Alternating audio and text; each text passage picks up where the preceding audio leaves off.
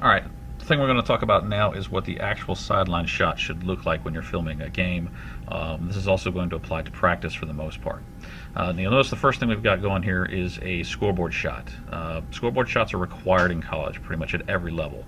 You have to have a scoreboard shot between 2 to 4 to 5 seconds to start every single play. High school, it's a lot more infrequent. I've only seen it very rarely. I highly recommend it just because, you've got all this information up here. You got the score, you've got the down and distance, yard line, quarter, you got all that stuff. But the most important thing being the clock, because the clock can help you. Even if the plays get out of order, you can come back, and even if the data doesn't match everything else, you can come back to the clock usually and figure out if your plays are out of order. So I highly recommend, if for no other reason, in the high school level, that you shoot the scoreboard just so you can have the clock information correct. All right, we're going to move to the actual play here.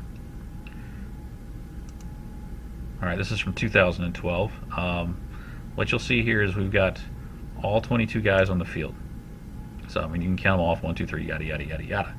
All right, what you don't see is everybody else. So this is what's most important. We are focusing on the 22 players on the field, no one else. They don't care about the officials. Sometimes people mistake the back judge back here for a safety. He's not. Don't worry about it. What you want to see is the 22 guys on the field. Now, you notice as I'm pulling out here a little bit just to make room, you want to start the camera. You make sure you start the camera when your offensive line starts getting into your stance. Now, in the more up-tempo offenses, that's going to happen pretty quickly, so you have to be ready almost as soon as they break the huddle. My general rule is if they huddle, if they clap when they break the huddle, you start the camera. If they start getting into their stance, you start the camera. If you start anytime later than that, you're going to be too late. In terms of framing, I've got about 5 yards here between the safety and the far edge of my film here.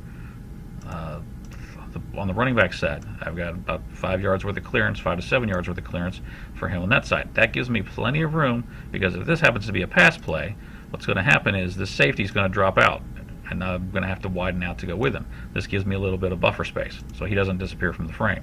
Also, if this guy decides to run some sort of screen route out here, this gives me a little bit of space, so that I don't have to jam the camera wider just to make sure I get all 22 guys in the frame. And what you're going to do, as you see this, the play is going to unfold. Eventually, we're going to snap the ball. He's going to run. Okay, it's a run play. All right, that's great. So I've still got all 22 guys in the field, in the frame. As the play moves forward, up, turnover. This looks like a scoop and score. All right, now look, I've lost these guys back here. All right, I've lost these guys. These are way behind the play, and you know what? That's okay. All right, the bulk of the action is these guys right here, especially down in this area. All right, this is where you're talking about. This area right here is where your penalties are going to occur. Okay, so you want to keep the bulk of the players, if not every single player, you want to keep them in the frame. That's what's most important. You still capture the action, you still capture what's going on in the frame, in the field, and you basically got what was important and didn't lose anything that was unimportant. Now, yes, something may have happened behind the play. However, bear in mind that you've got another angle coming in from this end zone. So what you're trying to do for the most part, especially on every down plays, offensive and defensive plays, you're trying to keep all 22 guys in the field and keep the bulk of the action within the frame. Okay, you don't need to have every single player, but just do the best you can. I want to show you one more play here from the sideline angle, and this is going to be a little bit different because this is a pass play, and you'll see how it's going to look a little bit different. Now, I know this is going to be a pass play. It's 1st and 10, and not a whole lot of time left in the game. These guys are down 2 scores, so they have to score. So this is more than likely going to be a pass play. You see, I've given the safeties a little bit more yardage, or a little bit more of a cushion than I did before, because I know what's happening. These guys, it's probably going to be a deep pass play, just by the game situation that we're in. All right, but I'm still giving the running back here a little bit of space, because you want to have a little cushion just in case you don't know what's going to happen. All right, so as the play goes forward, all right, they're in a position, going to snap the ball here, and all right, yeah, it's a pass play. Now, as guys go down the field, I got to keep everybody in frame, so I've had to widen out in order to get this safety in, and I've had to widen out to keep believe it or not, this defensive end in because he's going so far upfield. Play is out. All right. Now, one thing I like to do at the end of a play, I like to push in a little bit just so you can get a better picture. Because sometimes when things get a little bit chippy, I like to push in at the end of the play, just so if somebody throws a punch in there, I got the guy's jersey number.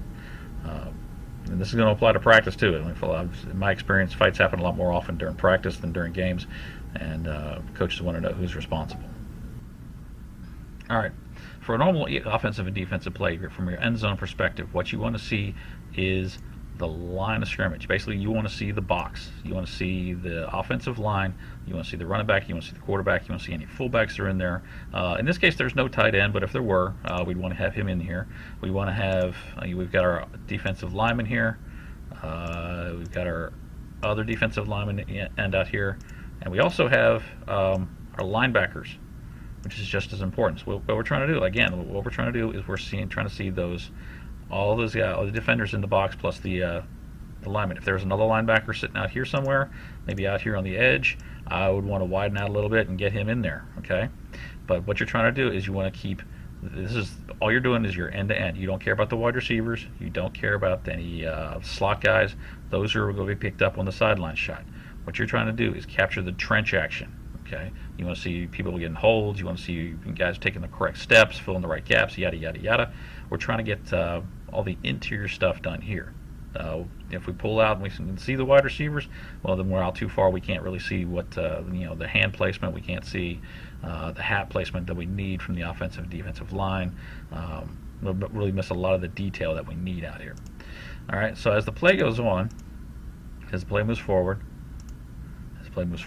There we go. All right. So we're going to keep. What we're going to do is we're going to keep this same framing.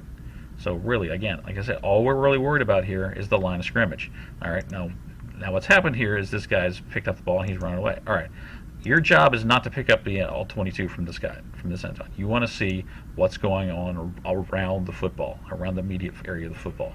And as the play moves forward, moves towards you, or moves away from you, you're going to have to zoom in or out. But your framing. Basically, the amount of space that you're taking up with the camera, or I'm sorry, the amount of space that your picture is taking up within the camera is going to be about the same. All right. So if guys are getting too big, too small within the viewfinder, then you need to adjust accordingly. If they're getting too small, zoom in. If they're getting too big, widen out. But like I said, you don't need to. From this angle, you're not looking to see guys' individual cuts and bruises on their face. You're just trying to see their steps. You're trying to see the actions that are taken. We're trying to take a look at technique stuff here. All right, this play is going to be a little bit different because this is going to be a pass play here, and this is the dynamics for a pass play from the end zone are slightly different than they are from a run play. And it's going to, some of this is going to be dependent on what your coach wants you to do. Now, some coaches they want you to stay with the offensive line no matter what. Some coaches want you to follow the ball. I prefer following the ball just because I think it gives you a better picture of the what's going on in the game. But what you're starting off with, your basic prerequisites are still the same. You're still looking at the box from the end zone shot. You got your defensive line who's now way out here.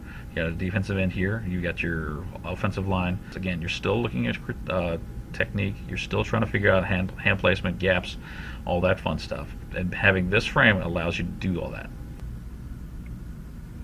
All right, now that was offense and defense. Now we're going to talk about special teams play for a little bit. And this is going to be a little bit different, and a lot of it's going to be up to the discretion of your head coach, what he wants to see. All right, now this is a kickoff play, and you'll notice I've got all 11 of the kickoff team right here on the line of scrimmage. All right, so I've got all 11 of those guys in the field, in the frame, but I only have the first row of the kickoff return team in the line. And this is basically because if I was to widen out to where I could get all 22 players on the field, you really would not be able to see any individual player because you've got these guys here, you got the next group of wedge players probably about another 10 yards downfield here, and then the return to guys even further than that. So the plan here is that I'm not going to get all 22 guys to start the shot. What I am going to do is, as the play develops here,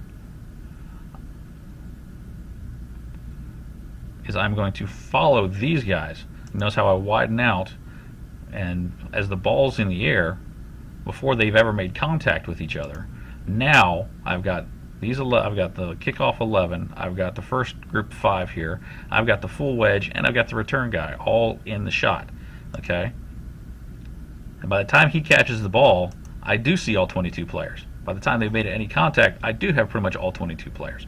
So it's not necessarily on special teams that you have to see everything all the time, but again, what you're doing is you're doing the best job that you can, given the the fact that you're trying to shoot down in the course of an entire football field.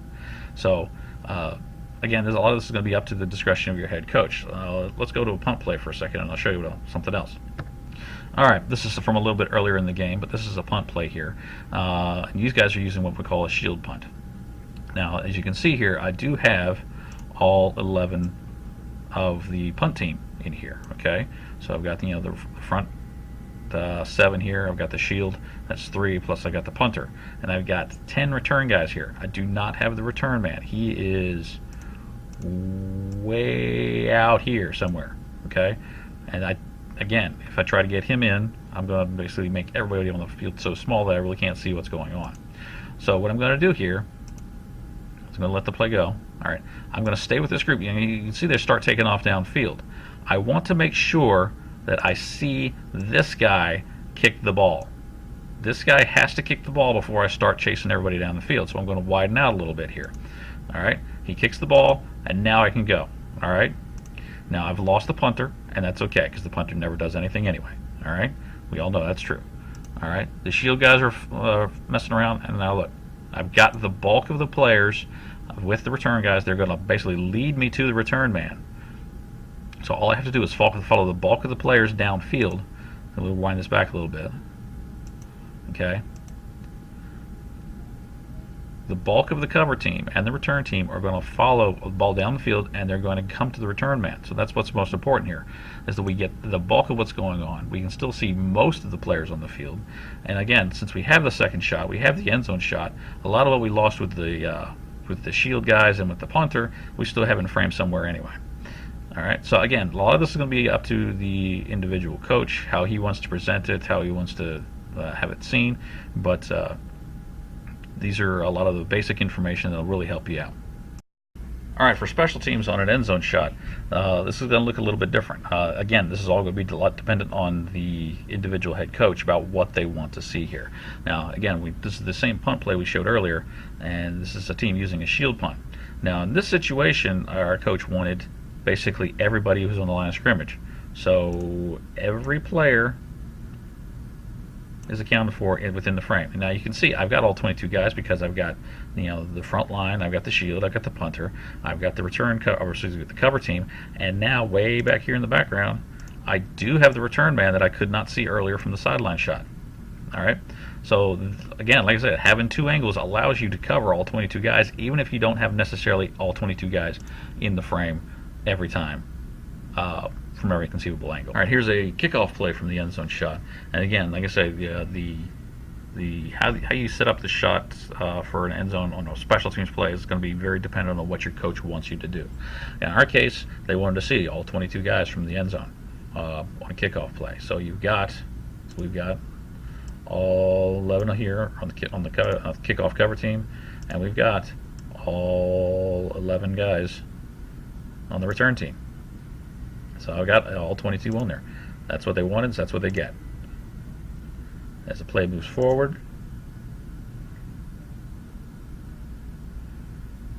all right, as you can kind of see, I zoomed in a little bit. Maybe I shouldn't have, but as these guys start collapsing here on the edges, this guy starts coming in. I mean, like I said, I'm a little quick on the zoom here, so that's my mistake. All right, it's not a huge mistake, but you see those guys coming in, and now I've lost the guys on the outer edge, and you know what, that's okay because I've still got the other shot. What I'm trying to see here is guys taking their steps, hitting angles, whether or not they're hitting the hole correctly, if they're filling the gaps correctly, all the same stuff we're looking for from the offensive and defensive play. It's just when we start it off on special teams, it's going to look a little bit different. And like I said, a lot of that's going to be at the discretion of your head coach, and that's fine. But you should be aware of it.